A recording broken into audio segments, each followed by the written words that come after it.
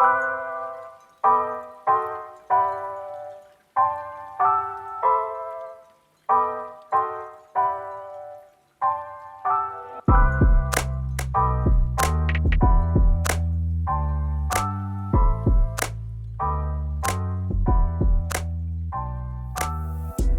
I want to welcome you to the next episode of the What Else Is New podcast.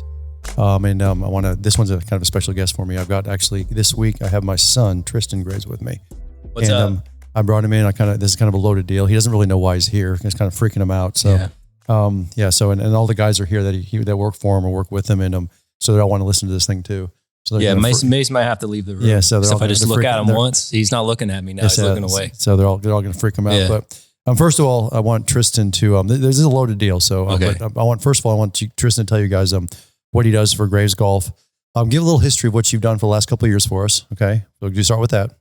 So in high school, I did a flip chart. The last couple of years? Oh, last couple of years, my bad. It all blends together at this point. So last couple of years, I guess I started painting porches. Is that recent enough? No, last 2 years, what have you done for Graves Golf? I came on as a graphic designer post-college. And since then, I've kind of evolved to being a video guy.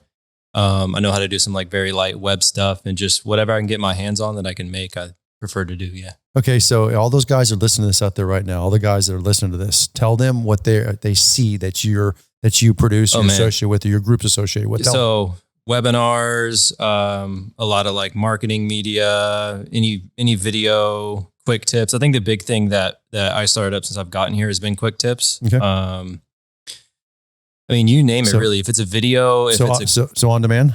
Yeah, on demand is something that. Well, some of it is older media, but a lot of the newer stuff has been me. Yeah. Okay. How about the webinars? The webinars at this point are mostly me. We have Mason running the cameras. I'm the one on the boards. How about the SB30s? Single plane 30, same story. And what is it? What story is that? Story is I run the boards, which means I'm the one controlling who's like what you're seeing, kind of all the graphics showing up on the screen, switching between cameras, like that sort of deal. Kind of like managing the stream behind the scenes. How about the quick tips? The quick tips.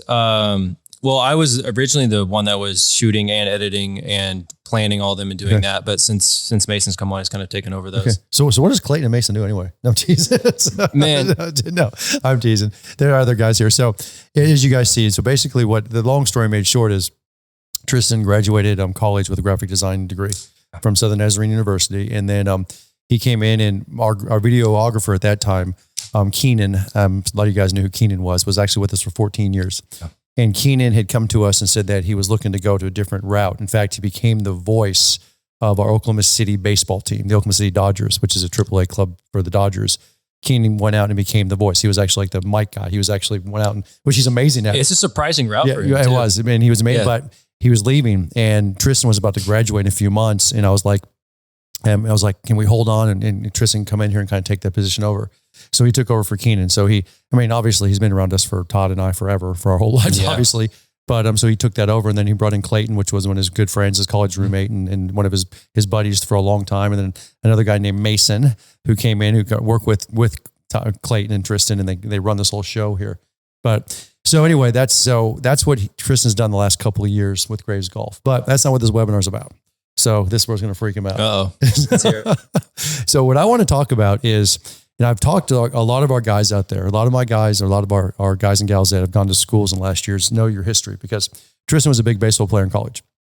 Triston was left-handed pitcher for Southern Nazarene University, SNU, and he played ball for him for 5 years. Am I right? Yep. So yeah, it was he went through the COVID year and had an extra year scholarship, and Triston had a full ride at SNU for 5 years and played a lot of ball for him, and actually played from the freshman year to his 5th year. And through the master's program. Yeah, but obviously I was very proud of that. Yeah. So he actually got his master's program paid for too, which was great. So all you guys out there that paid for college, it saved me hundreds of thousands of dollars, which was amazing. But I want to talk about one thing in particular, because I think this is actually a really good learning experience and a really good learning for you guys out there. And actually I learned something from it at the time. I think, and I'll probably be corrected here if I'm wrong. Triston, trust me, will correct me. But I think this was his junior year in college. And it was in Arkadelphia against Ouachita Baptist. Mm-hmm. Okay. And you know where I'm going with this, sort of now? Okay. Yeah. And I'm going to give you the premise of the story. And then we're going to ask Tristan some questions here because I want to get his thoughts on this. And this is why, guys, I didn't preload him on this. So you didn't know what we're going to talk about today, did you, Tristan? I had some like ideas, I guess, but I kind of just put them behind. It's just like, okay, we're just gonna free ball it. Yeah, I wanted to free ball this thing because I wanted to get to his real thoughts on this. Okay. But let me give you the premise of this. So obviously Tristan played in a baseball team that was a big time baseball team, and they're in the GAC conference, and the GAC conference was basically covered Oklahoma, actually I guess a little bit of Texas, Oklahoma, Arkansas, went into Missouri at times. So really those kind of the states that were covered and played ball in those areas. And one of the rivals they had was Ouachita Baptist out in Arkadelphia, which is about 6 hours from here, from Oklahoma City, or from where their home field is. And Ouachita Baptist has always been known for a pretty good baseball team. In fact, they have 2 or 3 players every year that get drafted and go on to the big leagues and play, and sometimes even more than that. And so anyway, this was his junior year, and Tristan's his freshman and sophomore year, you didn't start. Well, actually, you sort of did in some of the. I had a few JV starts, but primarily my freshman year, I was a lefty specialist, which means that you had 2 kind of short relievers warming up in the pen, and the person going in would depend on the hand of the batter coming up, and I handled lefties specifically because my curveball runs away from them. Right. So that was his freshman year, and then his sophomore year, you're kind of a long reliever. Yeah, short to long reliever. Yeah, you started the off week games, so you started like the Tuesday game, Thursday games, but when you got into conference play, that was the seniors and the 5th-year seniors that were really starting those games. Right. But by his junior year, he was starting, and so one of his first conference games we got into is Ouachita Baptist, and Ouachita Baptist obviously is a very good baseball team. A lot of the teams in the GAC conference are really good, but this year they happened to be even a little bit better. And we went out there, and another part of the story there was Tristan had a new coach on the team, a new coach for the team his junior year that hadn't won a conference game yet. In fact, he had played for SNU and he had won a lot of games pitching for SU years ago. They're in the NAIA. Right, in the NAIA, right. Yeah. But in the D3 that they're in now, D2. D2, they hadn't won a conference game yet. It was early on. So Tristan's out there playing against Ouachita Baptist. Now, on a typical Friday, Saturday game, they play a doubleheader, or just one game on Friday and then 2 games on Saturday. Right. And the first game will be 9 innings, second game 9 innings, third game 7 innings. I believe it's 9 the first day, then the next day is the 9 and the 7 back to back. Yeah. And typically what they were trying to do, and you saw this as the season began, is they try to put Tristan in the 7 inning games because he could finish through 7 innings, and hopefully they'd be up and they could win the 7 games because their closers weren't real strong that year. Mm-hmm. So there was many times if he was pitching the 9 inning game, he'd get in, pitch 6 or 7 innings. They pull him for pitch count or getting tired of them. We'd lose the last couple innings because our closers weren't that good. Okay. So we're playing against Ouachita Baptist, and we play the Friday game and the Saturday game, and pretty much SNU gets completely blown out. In fact, it wasn't even close. I think they lost by 13 or 14 runs the first game. Something like that. I don't remember who our starters were that year. Yeah, but they got crushed. I mean, I remember that. I remember we sat there, it was like, holy, they're good again. So we're going for the third game. It's a Saturday afternoon game. Remember, SNU hasn't won a conference game yet this year. They've just got crushed the first 2 games, Ouachita Baptist, and Tristan's getting on the mound at one of his first starts. Mm-hmm. Now, he had a couple before that, but this was a weekend against a GAC conference, big time team. Here we go. And Ouachita Baptist brings a lot of fans out. I mean, they're known for bringing their fans out too. So anyway, we go there, and Tristan's on the mound. And so obviously Dad sitting in the fans, me being nervous, Mom's nervous, we're there, but Tristan's going to throw a game. And so the first batter gets up to hit. It's a bat. And I'm thinking this is going to be a complete blowout. Tristan throws a pitch. I don't remember what the count was. It throws it down the middle. And I'm sorry, Tristan, but to this day, and it's been about 4 years ago. The ball hasn't come down. It was actually the first pitch I threw that game. The first pitch he threw, the ball's still in the air, still going over the center field fence. So if there's one thing you don't do as a pitcher, it's hang a fastball high over the middle.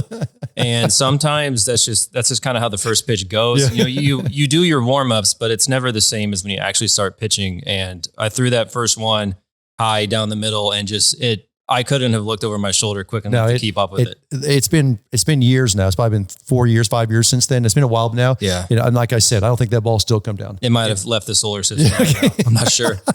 It was gone. Okay. So we're immediately down. I mean, we got up to bat. It was 1-2-3 when this is now the home inning, and we're down 1-0, and the ball has left the park going out fast. Yeah. And I'm like, oh, here we go. Here we go. Okay. Well, I'll never forget this because one of the most proudest moments I had as a dad or watching you in athletics and as an athletic dad was I remember you didn't really turn around and look at the ball because you knew it was gone. Yeah. You walked off the back of the mound. Okay. I remember you punched your glove You kind of put your hand in your glove. Yeah. You got in the mound. Okay. Now here's what I want you to do. I want you to this is like the Paul Harvey here. I want you to tell them the rest of the story, because by the end of the game, their coach, who has been coached for like 30 years, and your coach came to me and came to you and said it was one of the best games ever pitched that he's ever seen pitched. Okay. So tell me what process and what happened the rest of the game, because it was pretty shocking. And I want you to talk about, because most people, just think about it. You'd set out this place for basically 2 days and just got run over. Yeah. And then the first batter comes up and blows the ball out of the park. I can tell you right now, 99% of athletes, even good athletes, would have thrown their shoulders down and said, here we go again. We're done. We're done. Okay. And lasted 2 innings, been blown out and done. Yeah. But you didn't do that. No. Tell them what you went through. I want the people out there to hear what they went through, because guys, this is the same thing you can go through when you get in that first tee and you top that first ball. When you get in that first hole and all of a sudden you make a blow up hole in the first hole, or all of a sudden you're out there and you're all excited to play the round of golf, and all of a sudden you blow it in the water off the first tee. Okay. That's basically what happened here. Yeah. I mean, you topped that first tee shot. Okay. Yeah. Okay. Now talk about what you went through, because this is very unique. So you mentioned me walking off the back of the mound and hitting my glove, and it's kind of just like a thing pitchers do sometimes, where they just kind of pound the inside of their glove. I kind of do it like instinctively, but I remember I said to myself, good morning. That's why I said, just kind of like sarcastically, like, oh, good morning. Because this is my first like actual varsity start. I had faced some pretty good JUCO teams and kind of lower division teams. I forget what team it was that I threw against on JV, but they just had a bunch of like D1 kickbacks and dudes from the Dominican Republic. Altus, Oklahoma. Yeah. That was my first outing, and we lost, but I remember being like pretty satisfied with how I pitched. But yeah, that first pitch kind of just goes out. And when you played baseball for long enough, especially in, college, where it's no longer like, maybe in high school, maybe the 4-hole, the 5-hole, those guys probably have the power to get it out. Maybe in college, it's the 9-hole can hit it out. The leadoff can hit it out. Right. The dudes on the bench can hit it out. The fans in the stands can hit it out. It's just how it goes. It's true. Yeah. And, the ball goes out. And to be honest, I think what was going through my head was just like, it's just one run. Right. Like if you're going to give up a home run, like it's best to do it with nobody on. Right. Right. And so I think with me as a pitcher, I was very much, I don't want to say unfocused on it, but I kind of just was ready for the next pitch. So that's what I want to talk about, because now Tristan's left-handed. He's a left-handed pitcher, and he's actually obviously a very good left-handed pitcher. So he's very right-brained. He's very much different than me and my wife. He's extremely right-brained. Okay. So it's a lot of times it's very hard for us to think like he does. Okay. But you told me that so many times for years and years and years when you were pitching that you didn't say it didn't matter, but I'm telling you right now, you walked what Mo called the alert attitude of indifference. Mm-hmm. Mo talked about playing golf with the alert attitude of indifference. And he said every time he played, the best he played, and he'd play with an alert attitude of indifference. And I'm telling you right now, you pitched with an alert attitude of indifference. Mm-hmm. And I believe that. And I'm telling you, I don't see that very often in golfers. I don't see that very often in athletes, but I can tell you right now, especially that game, to me, it was like, okay, I'm just going to make the next pitch the best I can. And then the next pitch the best I can. And what happens. Do you agree with that? Yeah. I mean, it's a new batter. I think the worst thing you can do, I mean, I guess generally in life, but in sports and as a pitcher, is for one pitch to go wrong. So I saw it happen all the time with the other guys that were throwing. That one thing goes wrong and then they're stuck on it forever and ever and ever. It's more about, that pitch hits out. So what? You got to let it go, because at the end of the day, there's going to be another batter that pops up. You're going to have another pitch to make. And I think for me, it wasn't even about, getting up there and striking the guy out every time. I just wanted to kind of just do my job. And I think it's also a big deal, because I remember one time I had a friend at the game one time, and he was watching the game, was another dad, and Tristan was pitching. And Tristan, I think you pitched 6 or 7 innings in the game. I don't remember the stats of this game, but you only had like 3 or 4 strikeouts, but you only gave up like 3 or 4 runs. Right. And it was all ground out, pop out, ground out. Mm-hmm. And I remember the game was over, and we looked at the stat sheet, and then you came and talked to us, and you talked about, yes, you did your job. And what was your job? Your job was to keep the ball in the park, was to keep the people in front of you, right? To keep the ball on the ground. Not to give the big ball. Yeah. I mean, you got 9 capable guys behind you. Right. And like, I wasn't really like, I didn't throw exceptionally fast. I threw about 86. Everything I had tail on it. I was always throwing movement. I was kind of weird, but my kind of goal was just like, the best batter to me just grounds out on the first pitch. Right. It's the best because it saves me a pitch. It saves me time. It means I get to go home quicker.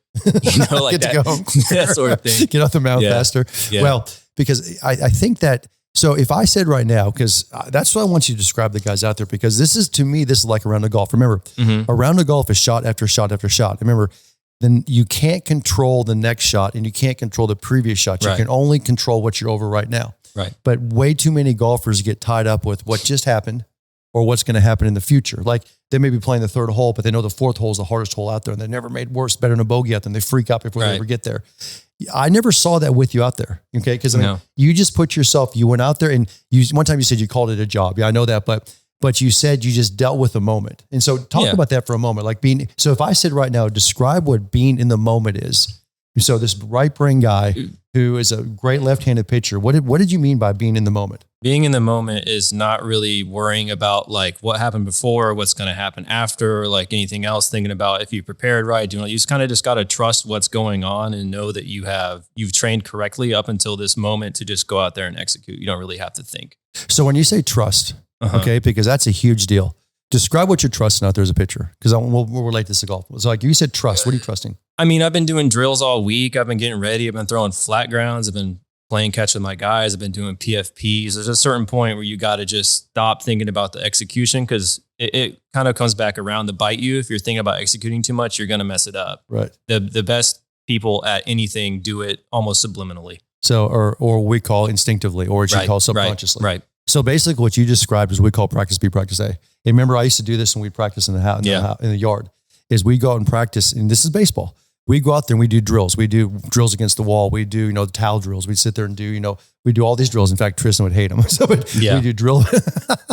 We do drill upon drill upon, all right? And I'd hire coaches to do drills. That's really practice B type session. And then I'd stick you on a mound and we do practice A. And I'd say, okay, you got to hit this with the curve. You got to hit this with the, with the cutter. You got to hit this with the changeup. You got to hit this with the fastball. Am I right? And so then we're doing a practice A session. And then we come back in and do go practice B. Right. And it's exactly the same as golf. But I think a lot of guys in golf have the difficulty of breaking down the practice B, the practice A. So they get in the golf course and the way they come back and they try to protect themselves, or the way they come back to, hey, I just hit a bad shot. They revert back to practice B. You follow me? Yeah. So if you were going to give advice right now as just an athlete, okay, because you're a baseball player, how would you tell the guys to do that? What would you tell them to think about if they're out there? What would you tell these guys right now if they said, I can't get out of my way on the golf course? I'm always thinking fundamentals. What would you tell them? I would tell them it's a lot about what you're thinking about, like in the moment. For me, I was never really thinking about the pitch. A good example was, and I was notorious for this for a lot of catchers, but I hated calling my own pitches. Right. They would have to tell me to shake pitches off because I just wanted to see a number like, hey, I want you to throw a curveball on the outside. I'm like, all right, cool, throw it. Because I was never even really thinking about baseball when I threw. I was thinking about, I was singing a song in my head. I was thinking about what video games I wanted to play when I got home. I was thinking about like what me and my friends are going to be doing later. Like I just wasn't really, I'm not going to say I didn't care, but I wasn't like wrapped up in it. This is massive because I bring this up. And again, Tristan wasn't pre-warned about this. And I wanted to get some true thought or some true feelings from him on this because that's so true. Because this is exactly what Mo described. Mo would go out on the golf course and he called it playing with an alert attitude of indifference. Okay. He'd say, I'm trying to get out of my own way. And what he'd do out there is he would recite poetry. He'd sing songs. He'd hum to himself. He did this continually. In fact, if you guys watch when he gets in the middle of a lot of demos, he'd go out there and you can watch his lips moving because he's reciting poetry. Mo loved to listen to self-help tapes. He'd listen to Tony Robbins and things like that. And he'd recite what Tony Robbins would tell him. Right. And he'd get in the mound and he's always thinking things in his head. In fact, if you listen to a lot of Mo's speeches that he gave, and we had Mo, do like presentations at times, he didn't really like them. He'd always recite poetry after poetry after poetry. So things he'd memorized. Okay. So that's what Tristan's basically saying. So, but that leads back to my first question with you. To do that, you have to trust what you're doing out there because if you couldn't throw a curveball when you needed to, or if you couldn't throw a slider when you wanted to, or a changeup or a fastball when you needed to, if you couldn't do that, you couldn't trust it. You couldn't get out of your own way. Is that right? Yeah. I mean, I think the thing too is like, if you're having trouble executing something one day and you go out the next day and you don't work on what you were struggling to execute, I think you're just setting yourself up for it. And as long as you're setting yourself up to go out there and just play a good round, or at least like I was always out there just trying to like do what I was going to do and trying to have fun while doing it. Right. I think I always had fun regardless of winning and losing because I was out there with my teammates. I came around to enjoying baseball, but I think kind of early on, I was just doing it because it was where I fit in. Right. Well, it's interesting because honestly, when Tristan got out of high school, and Tristan was an all-stater in high school, and he was actually the first all-stater from his college. from his high school, and he had some good offers when he got out of high school and so on. And I remember talking to you in high school, obviously, and I honestly think you wanted to quit. I mean, it was close to wanting to quit. And it was just because he played so much ball. I mean, traveled all the summer. I mean, in fact, he just traveled. Obviously, like a lot of kids do now this day. But I also remember after your freshman year, I think it was your freshman year, you came to me and said you were so glad that you had stuck out with the team because that was your group.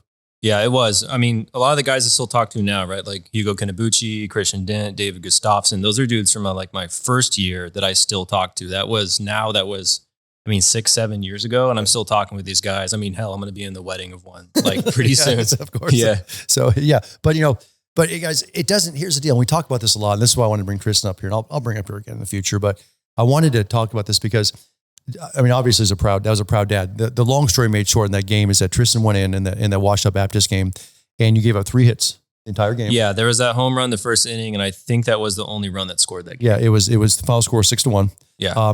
He pitched 7 innings. Only 2 other batters got on base. They weren't by walks. One was by an error, one was by a good hit. But you gave up 3 hits in the entire game. And they ended up again. This team actually ended up going on to win the conference that year. He won 6-1. And at the end of the game, their coach, first of all, our coach was ecstatic because it was his first GAC win. Yeah. And it was a big time deal. And we were all ecstatic. But their coach walked up and said it was the best game they'd been pitched against him in a long time. And he was just so impressed with it because first of all, it was about, because I remember that also what you did is, the other thing Tristan did is he gave up a fastball for a home run. And for 6 or 7 more innings, you didn't throw another fastball, did you?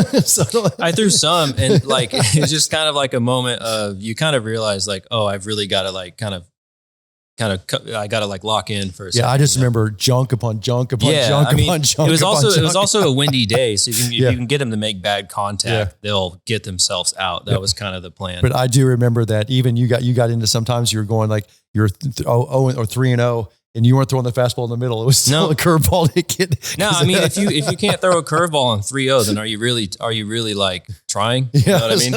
So anyway, but that I would never. So yeah, I just remember that because it was one game. And the reason I brought it up is because it could not have been started worse. Absolutely could not. There's no possible way it could start worse. The first pitch of the game is parked. Yeah. And against a team that just crushed you the previous 2 games. And they're a very good team. And then for you to get in there and actually throw basically a 2-hitter the rest of the game, and against the same team, and they were not putting in their B teams or C teamers. They wanted every game because this is a team that's trying to win the conference, trying to go into the road, trying to go win the GAC conference and win nationals and so on. Yeah. So it was amazing. But guys, listen to what he said there because, and it's a lot of things that we talk about, like in our Alert Attitude of Indifference school and our mental game with Paul Monahan and so on. We talk about this a lot. Is that you've got to figure out a way when you get in the golf course, especially when things get down on you out there. And it does. I don't care who you are.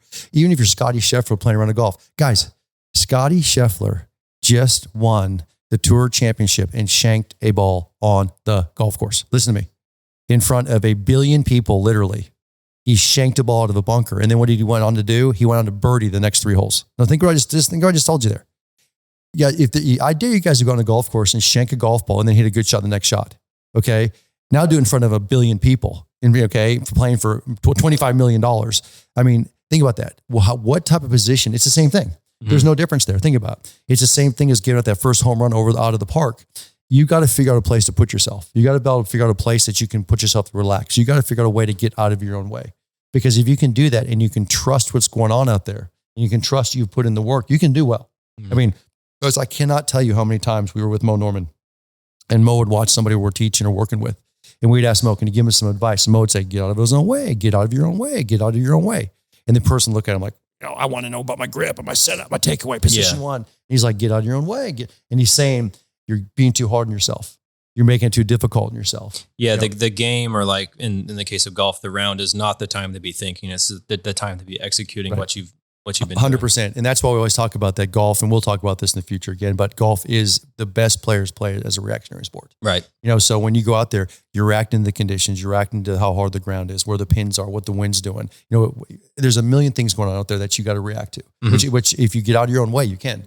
But if you're out there worrying about your grip, your setup, your position 1, what's going on out there, you can't get out of your own way and you're going to be in trouble. And that's what I saw. I mean, we'll end it a little bit here, but I want to talk that down a little bit. So tell me what you felt like when that game was over. Tell me when that game was over, I did exactly what I would have done if we would have lost it 9-0, got mercy rolled out. I went home and I went back to the hotel room and played old school RuneScape all night. Yeah. So no matter whether you won or you lost. Yeah, it was just, I didn't put like a lot of stake in it. You know what I mean? It was something I had done for a long time. I was trained. I was ready. It's for me, like if I think about stuff too much, I'll just think myself into a hole. So at some point you learn to stop doing it. Right. You know, So the last thing here, if I said, if somebody came to you right now and said, you keep saying, stop thinking. You keep saying, stop thinking. You're not stopping thinking on the mound, right? No, you're not. So what are you thinking then? It's not that you stop thinking, it's that you start thinking about other stuff. Okay. You distract yourself. Like for me, I would get a song stuck in my head, or like I said, I'd be thinking about like video games and stuff, or like just whatever was on my mind. Right. I was just out there thinking about it. I was chatting with my catcher. I was chatting with my dugout. Right. When my walkout song came on, I was jamming with it. Right. You know, I was just out there having fun and just out there, not, it's so easy to stress yourself out in those situations and just kind of slowly spiral down. One thing leads to another. It's a negative feedback loop that you can get yourself into really easy. But if you kind of just detach yourself from the situation and almost like just kind of go somewhere else, you'll be fine. I think that's so true. And notice what else he said there. And that was the other thing, is that you got to have fun doing it. And you know, you don't have to be playing great golf to have fun. You don't have to be playing, throwing a no-hitter to have fun. Yeah. You can lose and have fun. That's the whole thing. I mean, you give it your best effort, you can have fun doing that. And that's the biggest thing. So I think the moral of the story, and that's what I saw with this, and there's no doubt about it. And I actually, as a dad, I learned from it, was number one was the fact that you can't get down early, and you don't want to get down early. Number two is you got to have fun doing it. Right. And number three is I love when you say you got to detach yourself. You got to be able to put yourself in a position to get your way away from it, even while you're out there. So because there's going to come another pitch, there's going to come another batter, there's going to come another tee box, there's going to come another hard putt. It's always going to keep coming. So you got to just like kind of relax, just kind of handle it bit by bit, piece by piece. And then when you're done with it all, when it's all over, when the day's over, or the pitch is over, or the round's over, or the thing's over, you just got to ask yourself, did I give it my best shot? Yeah. Did I go out there and I do my best? Did I have fun? If so, good. Are there any things I can work on? Okay. How do I work on those things? And then you kind of train up and get ready for the next one. And it's just a cycle. It's a loop. It's a loop. I like it. Yeah. All right. So I want to thank Tristan for being with us today. I want to thank him for being part of this. We'll do it again. I may even have to pull Mason and Clayton up here eventually and have some talks with them. You don't want the creative team podcast. I don't want the creative team. Yeah, this is all those left brain. There's all those right brain guys. We'll talk about Batman for about 30 minutes probably. Okay. So anyway, thanks Tristan. Thanks for being part of this today, and we'll talk to you guys real soon. Yeah.